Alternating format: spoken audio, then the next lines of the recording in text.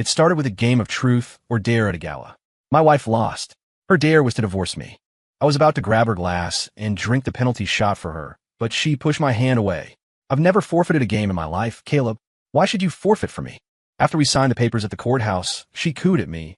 The other dare card was to kiss Julian Banks. I had to choose the divorce. Don't worry, hubby.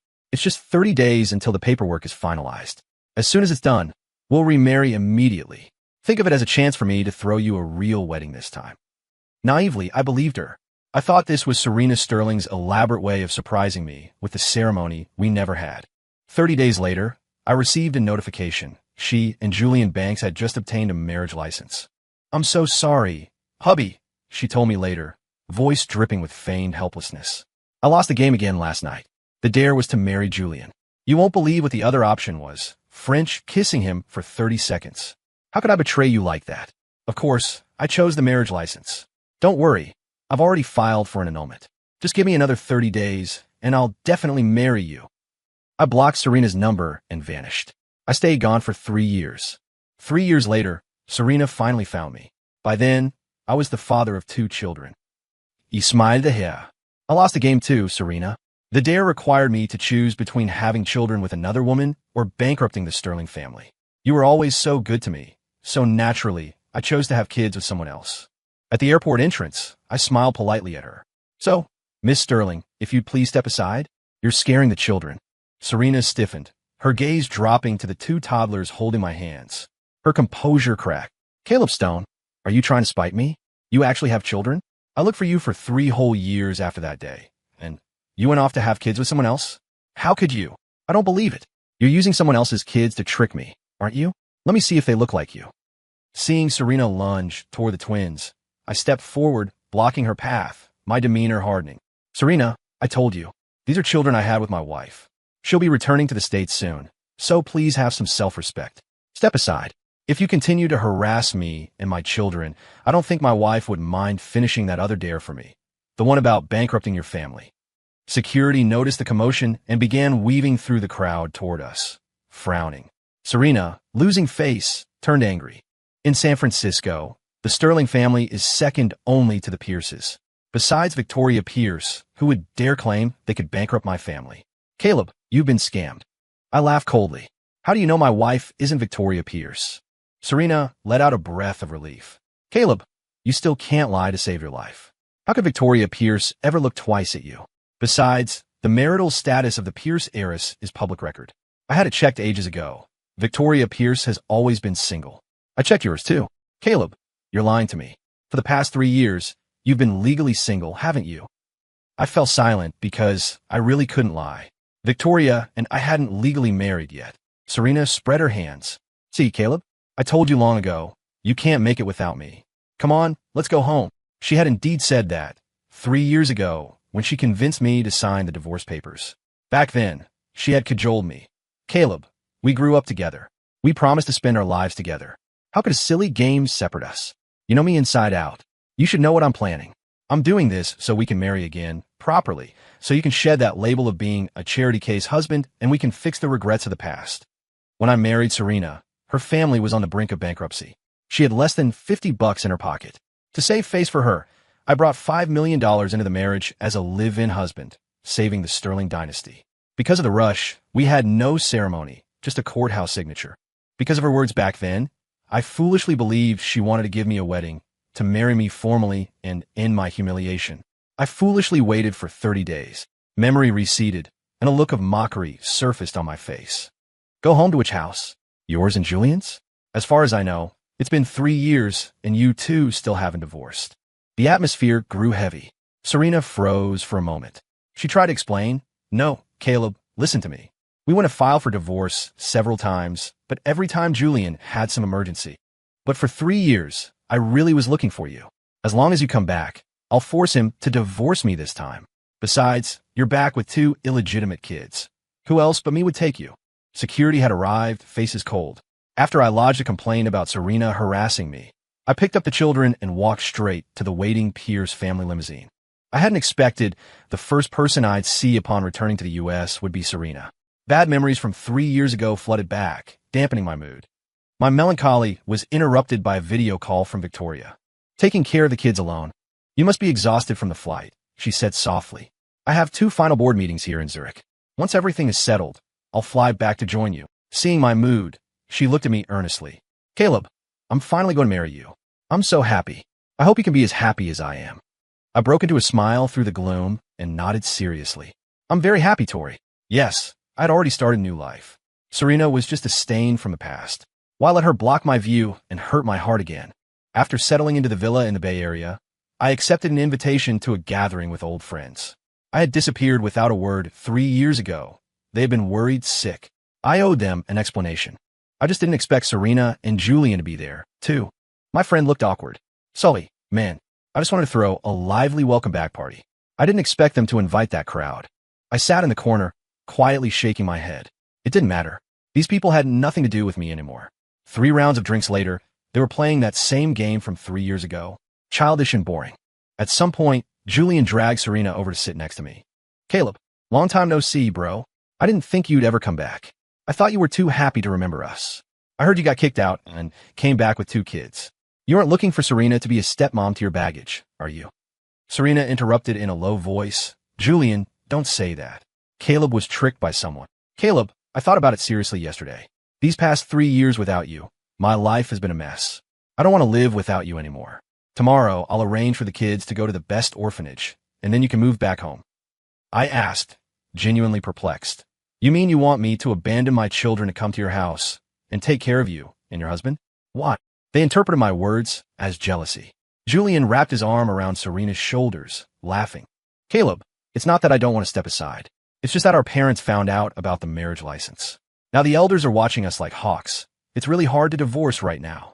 With Serena's temper, I wanted to quit this marriage for ages. Don't worry, Caleb.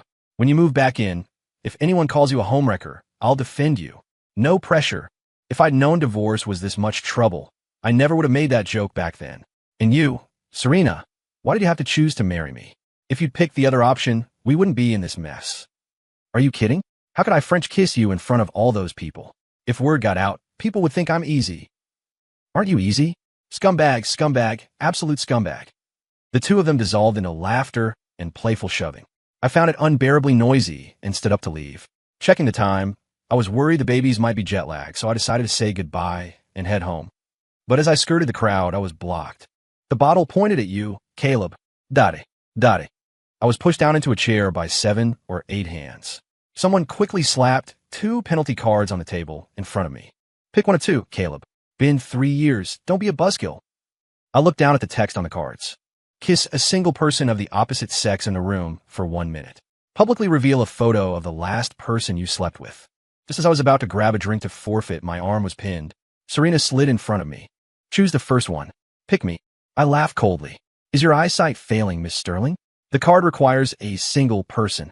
Serena froze, a rare look of regret crossing her face. I forfeit. As soon as the words left my mouth, Serena's eyes reddened.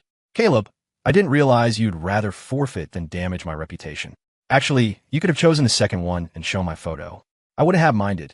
Directly ahead, Julian's eyes were bloodshot, looking like he wanted to eat me alive.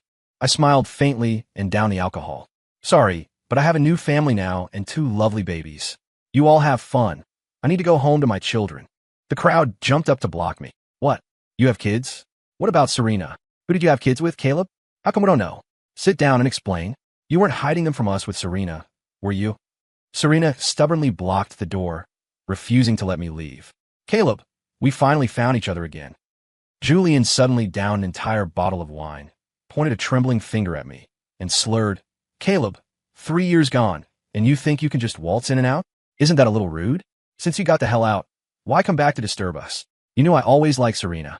You gave her up to me, so why come back and try to steal her? Am I a joke to you? Just a toy for you 2 to pass back and forth. The private room fell silent. Serena stood frozen, stammering, Julian, you like me? Why didn't you ever say? I didn't mean to. I didn't know you. Julian threw a dice cup in my chest. Caleb, let's go one-on-one. If you lose, you promise to disappear from Serena's face forever and never remarry her. Serena moved her lips as if to speak, but remained silent. She was hesitating, and in that moment, I understood everything completely. If this was a way to get them to exit my life permanently, then so be it. I accepted. But I didn't expect Julian to intentionally lose the game before I even had a chance to try. I lost. You picked the penalty. I realized then. He was trying to force Serena's hand, to force her to declare her feelings. Since that was the case, I spoke without expression. Kiss any single person of the opposite sex in this room, or divorce Serena Sterling. Whispers erupted around us. Caleb really came back to steal Serena. Julian guessed right. Does that mean Caleb got scammed by some woman out there and came back looking for a safety net? Isn't he obviously trying to humiliate Julian? All the single girls here used to have crushes on Julian, and Serena is obsessed with loyalty. He's clearly trying to break them up. Julian gritted his teeth, eventually standing up and walking toward a girl who had chased him bitterly for years. Just before their skin touched, Serena rushed forward and pulled Julian away. Caleb, how could you suggest such a penalty? If Julian kisses someone else, do you know how much that will damage his reputation? I am so disappointed in you. What are your intentions with these ultimatums? Didn't Julian just explain it to you? Because of his parents, we can't divorce right now. Why do you have to force us? Caleb, you're an older man with 2 illegitimate kids. Do you think anyone besides me would want you? You don't have the right to be picky. If you bully Julian again, I won't agree to remarry you. I scoffed. It's just a game. If you can't handle losing, stick to drinking. Since you two have confessed your feelings, please lock it down. Don't ever disturb me or my family again. Otherwise, my wife won't be as polite as I am. With that, I turned and left. I regretted it instantly. I should never have come to this gathering. Staying home with the kids would have been infinitely better. The gossip from the drinking party was recorded and posted online, where the Sterling family saw it. Julian's background was poor, so the Sterlings had always opposed him. Now, they were pressuring Serena to divorce. Once Serena sobered up, she sent me a barrage of messages, explaining that she had been drunk and impulsive, that those words weren't from her heart, and that she would officially divorce Julian. She said she had thought it over seriously. She wasn't suited for a real life with Julian, and the one she truly wanted to marry had always been me. She also demanded to see the children, saying that if the kids were willing to accept her, she would agree to adopt them. I left everything on read and blocked her on every platform. Soon, the day of the auction arrived. It was the primary reason I hadn't waited for Victoria and had brought the children back early alone. There was an item in this auction, a family heirloom lost by the Pierce family years ago, and specifically, a memento of Victoria's mother. I wanted to prepare a surprise for Victoria and give it to her at our wedding. Coincidentally, the nanny I trusted most was on leave. I didn't feel safe leaving the children alone at home with new staff, so I brought them with me to the auction house, settling them in the private box's nursery area. After taking my seat, I saw Julian in the adjacent box, wearing a high-fashion bespoke suit, waving at me arrogantly. Did Serena promise you she'd divorce me today? But she agreed to come with me to the auction today and even bought me this expensive suit. Doesn't that mean that between the two of us, she chose me again? I didn't know why Julian was so obsessed with Serena choosing him in these binary games. But I would never give the person I loved a multiple-choice question to begin with. The auction began. I waited 2 hours for the target lot. But when I raised my paddle, Julian raised his provocatively. Wifey, I want this. Buy it for me, okay? Serena glanced at me, then whispered, okay, as long as you promise to go to the courthouse with me tomorrow, I'll buy it. My heart sank. This heirloom. I had waited 3 years for it. It could not be taken by someone else. 35 million. Serena raised her paddle, her voice cold. Caleb, I checked your assets. You have less than 30 million. If you agree to remarry me, I'll gift this item to you. I was silent for a moment, looking down and rubbing my thumb over Victoria's profile picture on my phone. I said nothing. When I looked up again, Serena's seat was empty. I made my decision. I pulled out the black card Victoria's mother had given me as payment years ago. A card I had sworn never to spend a dime from. 40 million. I suddenly voiced the bid. Julian whipped his head around, screaming. He's lying. He doesn't have 40 million. This item is mine. But the auction house had its rules and naturally ignored him. And without Serena there to back him, Julian didn't dare shout a counterbid. 40 million going 3 times. Sold. Congratulations to the gentleman. I let out a long breath. I was about to stand up and leave when I froze. The door to my private box had been opened at some point. The security guard station there was gone, and the children, who had been sleeping in the swing bed, were missing. At that exact moment, a message from Serena arrived. If you want the kids, come to the car and negotiate. Disregarding everything, I sprinted toward the exit, tore open the door to Serena's car. The next second, a chemical rag was pressed over my face. I slumped heavily onto the back seat, unconscious. When I groggily awoke, Serena was driving us toward the outskirts of the city. All my communication devices have been confiscated. I roared at her, eyes nearly popping from their sockets. Serena Sterling, give me back my children. Serena looked back with a face full of twisted affection. Don't rush, Caleb. Don't worry. As long as they become our children in the future, I absolutely won't hurt them. I was trembling all over, but I told her clearly, I told you, the children are Victoria Pierce's, not yours. Serena suddenly slammed a high heel into the back seat. Why? Caleb, you should know. Our family has fought with the Pierce family for generations, and every time, the Pierces crush us. I hate that family. I hate Victoria Pierce to death. Why did it have to be her? Are you doing this out of spite because I didn't remarry you as promised back then? So you seduced Victoria? Caleb, why bother? I told you ages ago that Victoria is a sickly invalid with no interest in men. She wouldn't fall for anyone. Look at you. You dragged yourself back to the States, exhausted, with 2 kids, only to be abandoned anyway, right? You can only marry me. Only I will treat you well. Don't you understand yet? I suddenly calmed down, finding Serena both pathetic and laughable. Serena, is it fun lying to yourself? Do you think you're so deep and loyal? Since you claim to treat me well, why did you divorce me? Why did you let everyone mock me as a kept man? Why did you keep claiming you'd give me a wedding, only to turn around and marry another man? Serena, don't forget, when your family was bankrupt, I gave up everything and married in to save you. And how did you repay me? Just because of a game? Just because you didn't want to lose? You made me bear the consequences. You're just selfish. You don't love anyone. The car fell silent. Serena seemed stunned for a moment, her tone softening. Caleb, I promise you, as long as you remarry me, I'll give you all the ceremony you want this time. I won't break my word again. Don't be mad, okay? You know Julian likes me, but I don't like him. I always just treated him like a brother. Since I know his goal now, I'll cut ties with him immediately to prove my loyalty to you. No need. I interrupted her. Miss Sterling, what you failed to do, Victoria has already done. Although we haven't signed the papers yet, for specific reasons, she already gave me the most unforgettable wedding. So, those promises you failed to keep. I don't need them anymore. Victoria is returning to the U.S. today. If she finds out the children and I are missing, she won't let you off. If you don't want the Sterling family to face ruin again, tell me where the kids are and let us go. We'll never cross paths again, and I'll ensure your family stays safe. Serena scoffed. Caleb, since I decided to do this, I don't plan to give up, and I won't regret it. I'm doing all this just to get you back. I can sacrifice everything else. The car screeched to a halt at the edge of a cliff in the outskirts. I threw the door open, but the sight before me nearly stopped my heart. My twin babies with Tori were asleep in a basket, but the basket was suspended over the precipice by a single, thin fishing line. The wind gusted, sending the basket swaying violently over the drop. I tried to rush forward to save them without hesitation, but my limbs refused to obey. I collapsed onto the dirt, muscles turning to jelly. Don't struggle. I injected a paralytic into your arms and legs. You have no ability to save your children right now. Serena stood over me, looking down with eyes full of ice. Caleb, I just got the paternity test results. You've disappointed me so much. She played a voice message from her lawyer next to my ear. Ms. Sterling, the report is in. We cross-referenced with the Pierce family database. The children are highly likely Victoria Pierce's. Serena crouched slowly, her eyes bloodshot. You care about these 2 kids, don't you? Disappear for Victoria Pierce's life forever. Remarry me. If you do, I'll send these kids to the Pierce estate. If you refuse, I'll cut the line and let them fend for themselves. I gritted my teeth so hard they threatened to crack, but I didn't say a word. Serena cursed, frustrated, and picked up a pair of shears, walking toward the basket. Caleb, think carefully.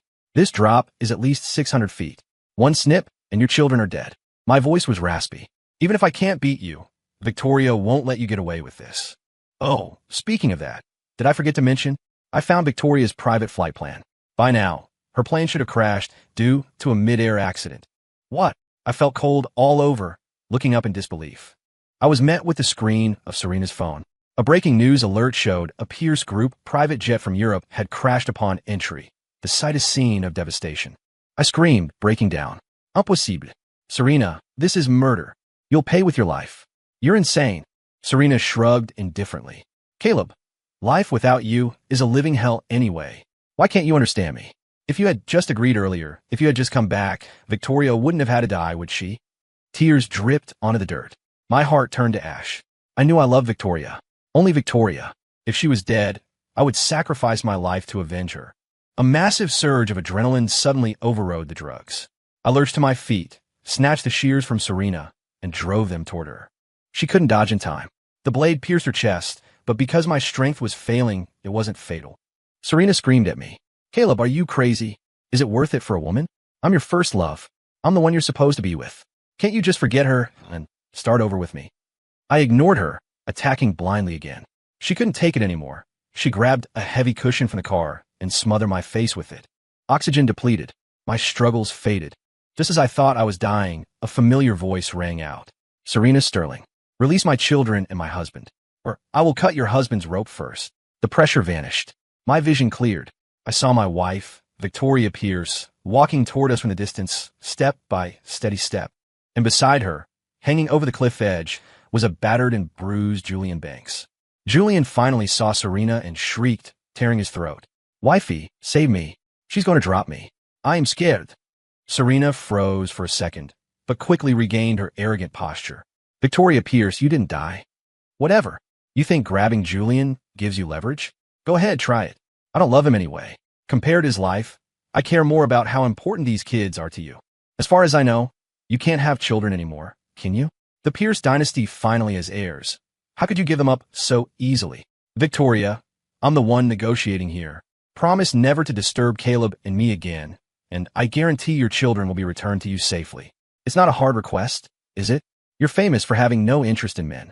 Caleb was just a tool for breeding, right? How much could you love him? I'm different. I can't live without him. Tell you what, if you really want a man."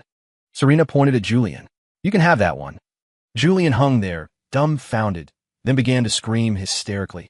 "Serena, you piece of trash. I did so many dirty things for you, and this is how you treat me? I was blind to like you for so many years. Serena, if I survive this, I will make you wish you were dead." Serena sneered. "Did I make you do them? Did I beg you? You just wanted to use secrets to tie yourself to me. Stop lying to yourself." Victoria interrupted the quarrel. "Serena, I am sorry to learn you are such a heartless creature. Fine, even if you don't care about your husband, what about the others?" Victoria stepped aside. Behind her, I saw over a dozen people bound and gagged. Serena's parents, the entire Sterling clan. Serena lost all her bravado, collapsing to her knees. "Victoria, what are you doing? Let my family go. They are innocent." Victoria nodded with satisfaction. "It seems you have some filial piety left. You aren't completely incurable. Simple. You want me to release your family? You release mine first." Serena's parents wailed. "Serena, why are you doing this? Why provoke the Pierce family? Stop this now. Do you want every Sterling to die here today? When Caleb left, I warned you. He was about to transfer assets to your name. Why did you have to play that game and divorce him? How could you betray Caleb like that?" Serena's eyes widened. "Mom, what are you saying? Didn't Caleb give us all his money when he moved in? What money did he have left?" I laughed bitterly. "That's right. A project I secretly registered overseas had a successful IPO. In 5 years, it would have been worth at least $800 million. I was afraid you couldn't wait, so I planned to transfer my assets to you as a surprise. But before I could tell you, you demanded a divorce. I thought you wanted to clear my name, to marry me again and rid me of the freeloader label. I was going to tell you the surprise at our wedding, until the 30-day waiting period ended, and you turned around and married Julian. I immediately canceled all the transfers. Serena, you love money more than life. It's a pity you don't deserve it." Serena broke down completely, sobbing uncontrollably. Victoria signaled with her eyes. Bodyguards who had been hiding nearby rushed out, subdued Serena, and rescued the children. Victoria walked over to me, eyes red, and comforted me softly. "I'm late. I am sorry." Seeing the face I missed day and night, I couldn't hold back anymore. I hugged her tightly. "Honey, I thought I'd never see you again." Serena said your plane blew up. Victoria smiled gently. "I missed you too much to wait for today's flight. I took a commercial flight back last night. The private jet today only carried some luggage. No one was hurt, don't worry. Caleb, my love for you saved my life, and it saved our children. I should thank you." Victoria held the 2 children, and we were escorted safely to the car. Fortunately, the kids weren't hurt, and I was only suffering from the paralytic and some bruises. After Julian was pulled up, he immediately grabbed the shears and lunged at Serena. They fought viciously. By the time the police arrived, Serena had suffered massive trauma to her lower abdomen. Victoria and I gave our statements. The Sterling family begged to settle. If it weren't for Miss Pierce, Serena would be facing murder charges. Miss Pierce saved our family. We won't press charges for the kidnapping of the parents. Under my persuasion, Victoria dropped the plan to bankrupt the Sterling family. I said, the sins don't extend to the family. The Sterlings have other heirs. We only need Serena to pay the price. The Sterling family promised us they would never give Serena another cent. They removed her from the family trust and the genealogy books on the spot. They held a press conference to disown her, warning all investors that Serena's actions had nothing to do with the Sterling Group. Serena lay in the hospital for 3 months. She was told her reproductive system was destroyed. She would never have children. Julian was arrested for assault with a deadly weapon and attempted murder. Before going to prison, he vowed to expose every dirty deed he had done for Serena over the years. On the day of the trial, Serena knelt crying at the courthouse entrance, begging Julian to forgive her, to leave her a shred of hope. But she failed. Serena was fined over $100 million and faced significant prison time. Victoria took me back to the Pierce estate. After paying respects to the ancestors, we finally went to City Hall on a lucky day and got our marriage license. When I gave her the heirloom I had won at the auction, Victoria cried like a child. I stroked her hair, my heart aching with love. After so many years, in front of her mother's memento, she could finally cry freely again. I met Victoria 3 years ago. I had just arrived in Switzerland, reeling from the multiple blows of divorce and betrayal. I felt life held no hope. That was until I met Mrs. Pierce. During an attempt to end my own life, it was Mrs. Pierce who saved me. She told me about her daughter and encouraged me, saying nothing was insurmountable and that things would get better. Because she was born into the dazzling, cutthroat Pierce dynasty, Victoria had been poisoned as a child, leaving half her body paralyzed and her health frail. She grew up sickly and shadowed, her personality turning dark and reclusive. No one dared get close to her. Mrs. Pierce was advanced in age and couldn't have more children. The continuation of the Pierce line rested solely on Victoria. At Mrs. Pierce's pleading, I stepped into Victoria's room. The first time we met, Victoria tried to drive me out, but when she learned I came at her mother's invitation, she fell silent for a long time before finally letting me in. She said, "You are helping me and my mother. I have no reason to treat you poorly. But every man who has ever come here has run away without exception. I'm just a reclusive invalid. No man will ever fall in love with me. If one day you can't stand it anymore, leave quietly. Don't let me know." I began to keep her company. Her health improved day by day. I did all this originally intending only to repay Mrs. Pierce for saving my life, planning to leave once Victoria recovered. But Mrs. Pierce was visibly withering away. The doctor eventually told us she was running on empty and wouldn't last 6 months. Victoria and I decided to have a child to fulfill Mrs. Pierce's dying wish. When the twins were a month old, Mrs. Pierce finally couldn't hold on any longer. Before she left, she said her life had been wrapped in guilt, feeling she had failed her child. She had held on for so many years just for Victoria. Now that the Pierce family had heirs, she was too tired. She wanted to go find Victoria's father and asked us to forgive her for leaving. After Mrs. Pierce's funeral, Victoria suddenly knelt before me. "Caleb, can you please not go? You're the only family I have left." That year, we had been together every day, saving each other. I didn't tell her that I had long since become unable to leave her. To honor her mother, we decided to observe a 3-year mourning period before legally marrying. We agreed to return to the U.S. to sign the papers after 3 years. Years ago, to cure Victoria, Mrs. Pierce had left her home and taken Victoria to Switzerland alone for treatment. In the end, she never made it back. Now, Victoria was mostly healed. It was time to bring Mrs. Pierce home. I threw a grand wedding for Tori at the Pierce estate. Almost the entire city received wedding favors. Even Julian, sitting in prison, received 2 expensive chocolates. He sent a message through a contact asking to see me. Victoria accompanied me to the visitor's center. Julian had lost a lot of weight. He was darker, more introverted. He said, "I've owed you an apology. Actually, I always knew Serena liked you. She only liked you. I also knew Serena's only flaw was her pride. She hated losing. So I intentionally goaded the group into playing that game, just to make you 2 divorce. You might not know, but she once actually fought us physically because we mocked you for being a kept man. Back then, Serena really did want to give you a proper wedding. So, the night before, I got her drunk and slept with her. I used that secret to blackmail her into playing the game again and marrying me. Otherwise, I would tell you everything. She was afraid you'd be angry. She didn't dare tell you, so she chose to marry me. But she was too naive. She didn't know divorce requires 2 people's consent. So, All these years, I found excuses to delay the divorce every time the waiting period ended, just to create the illusion that we were happily married, so you would give up. I didn't expect you to come back. The moment you appeared in front of Serena, I knew I had lost. I regret it. If I hadn't fought with you back then, if I'd let you know how much Serena loved you, would everything be different? You could have been happy with Serena forever, and I wouldn't be in prison. I thought about it seriously, then shook my head firmly. Julian, I told you, never put yourself in a lowly position. Never give a woman a multiple-choice question. I didn't leave Serena because of you. I left because the moment she wavered, I knew she wasn't worth loving. If she loved me firmly, she wouldn't have fallen for any of your schemes. It was consensual. It only proved she was a coward who didn't want to take responsibility, but desired the thrill of betrayal. She isn't worth my love, and you should be glad you weren't stuck with a person like that for a lifetime. I took Victoria's hand, my heart incredibly at peace.